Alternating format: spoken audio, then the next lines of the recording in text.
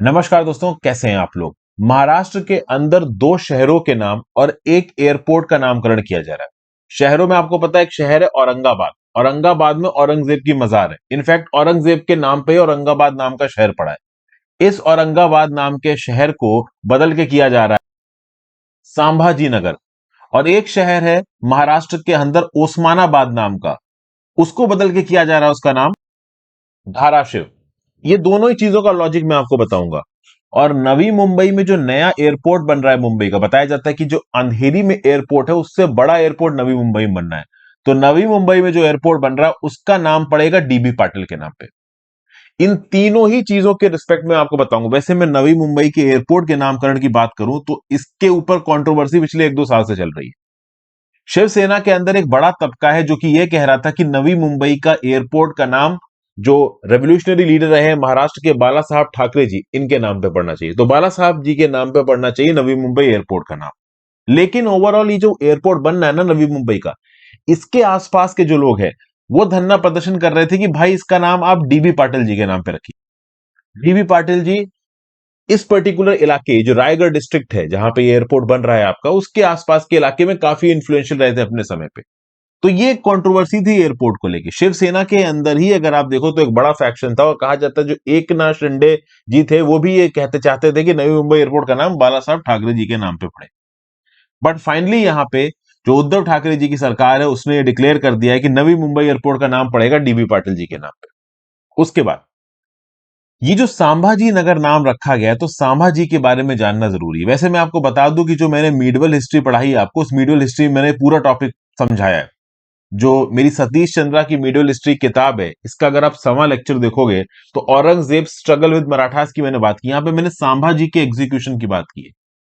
देखिए, संभाजी शिवाजी के सक्सेसर्स थे। शिवाजी की मृत्यु हो गई 1680 में।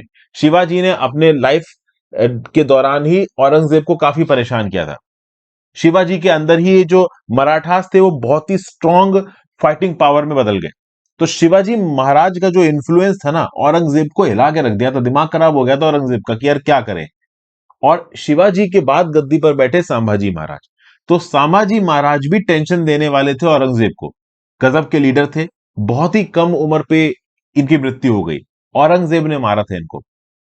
संभाजी महाराज कुछ टूर पे बाहर निकले थे, केवल 200 सैनिक थे इनके साथ, और इनके ही कैंप के एक इंसान ने इनको धोखा दे दिया।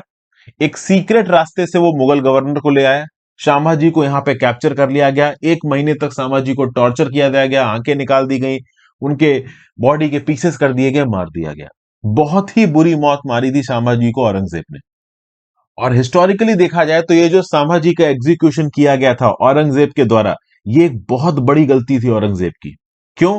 क्योंकि औरंगजेब पूरे डेक्कन में अपनी धाक जमाना चाह रहा था और उसको मराठास की मदद की जरूरत थी। और संभाजी को मारने के बाद तो हमेशा के लिए मराठास ने पंगा मोल लिया। किसने? औरंगजेब ने।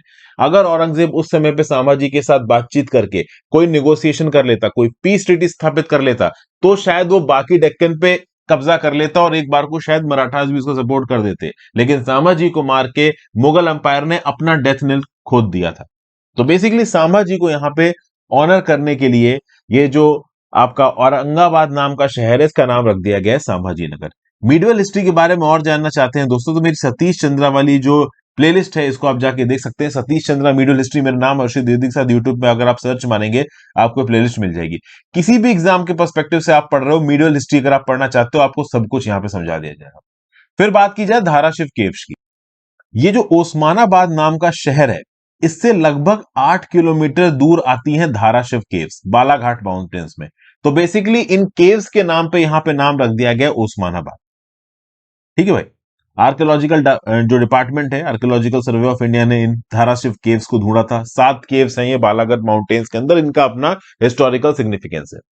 ओरिजिनली आप देखो तो बुद्धिज्म रिलीजन का एसोसिएटेड थी। बुद्धिज्म के बाद इन केव्स में आपको जैनिज्म रिलीजन का भी आपको फुटप्रिंट मिलेगा। तो बेसिकली आपकी जो धाराशिव केव्स है, ये बुद्धिज्म जैनिज्म दोनों के साथ एसोसिएटेड है।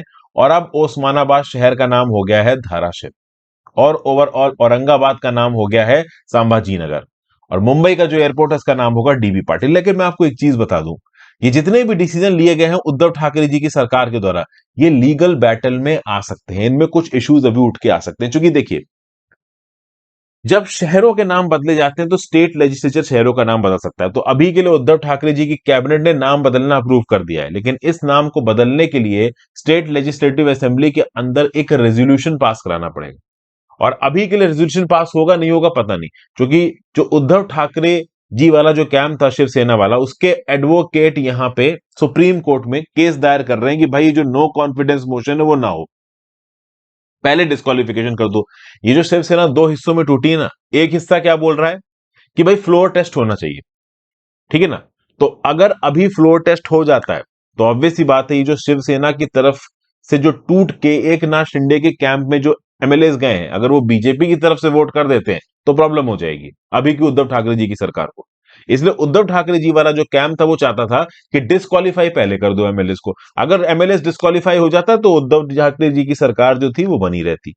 तो अभी के लिए सुप्रीम कोर्ट में उद्धव ठाकरे जी वाला जो कैंप है वो कोशिश कर रहा है कि नो कॉन्फिडेंस मोशन महाराष्ट्र की स्टेट लेजिस्लेटिव असेंबली में ना हो। तो पेंडिंग दैट स्टेप यहां पे दो शहरों को और एक एयरपोर्ट को रीनेम करने का स्टेप यहां पे ले लिया गया है। अब ये न्यूज सिग्निफिकेंस की क्यों है? कल की डेट में आपसे मराठा हिस्ट्री के बारे में कुछ पूछा जाता है, शामाजी महाराज से रिलेटेड कोई सवाल पूछा जाता है, या फिर धाराशिव केव्स के हिस्टोरिकल सिग्निफिकेंस के बारे में कुछ पूछा जाता है और आपको नहीं पता है, तो फिर आपकी गलती है, क्योंकि अब हिस्टोरिकल फैक्ट्स यहां पे प्ले। तो ओवरऑल ये क्वेश्चन अगर आपसे पूछा जाता है सामाजी से रिलेटेड, धाराशिव केव से रिलेटेड, तो फिर वो क्वेश्चन आपका स्टैटिक हिस्ट्री का नहीं होगा, वो होगा आपका करंट अफेयर्स का, क्योंकि करंट अफेयर्स से स्टैटिक के टॉपिक कुछ इसी प्रकार से जुड़ते हैं। तो एक छोटा सा अपडेट था जो कि मैंने आपके साथ डिस्कस किया। आई होप आपको वीडियो पसंद आई हो। वीडियो को लाइक और शेयर करके जाइएगा दोस्तों। मैं छोटे छोटे ब्रीफ वीडियोस बना के आपको कुछ इंपॉर्टेंट इन्फॉर्मेशन अक्सर कर देने की कोशिश करता हूं, ताकि इससे आपकी नॉलेज एनहेंस हो सके। Have a great difference. Goodbye. ध्यान रखिए अपना, पढ़ते लिखते रहिए। आई होप आपको लेक्चर्स में